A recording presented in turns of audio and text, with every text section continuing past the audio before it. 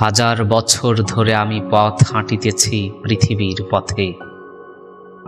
সিংহল সমুদ্র থেকে নিশীথের অন্ধকারে মালয় সাগরে অনেক ঘুরেছি আমি।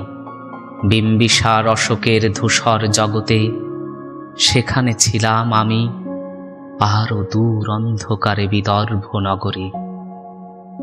আমি ক্লান্ত প্রাণ এক, চারিদিকে জীবনের সমুদ্র সফেন। আমারে দুদণ্ড শান্তি দিয়েছিল নাটোরের বনলতা সেন।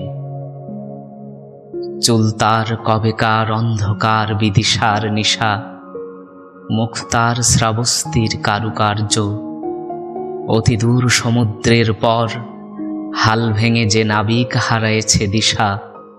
সবুজ ঘাসের দেশ যখন সে চোখে দেখে দারুচিনি দ্বীপের ভিতর, তেমনি দেখেছি তারে অন্ধকারে।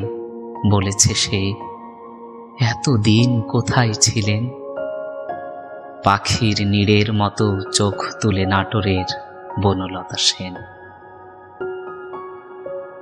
সমস্ত দিনের শেষে শিশিরের শব্দের মতন সন্ধ্যা আসে। ডানার রৌদ্রের গন্ধ মুছে ফেলে চিল। পৃথিবীর সব রং নিভে গেলে পাণ্ডুলিপি করে আয়োজন। তখন গল্পের তরে জোনাকির রঙে ঝিলমিল। সব পাখি ঘরে আসে, সব নদী ফুরায় এ জীবনের সব লেনদেন। থাকে শুধু অন্ধকার, মুখোমুখি বসিবার বনলতা সেন।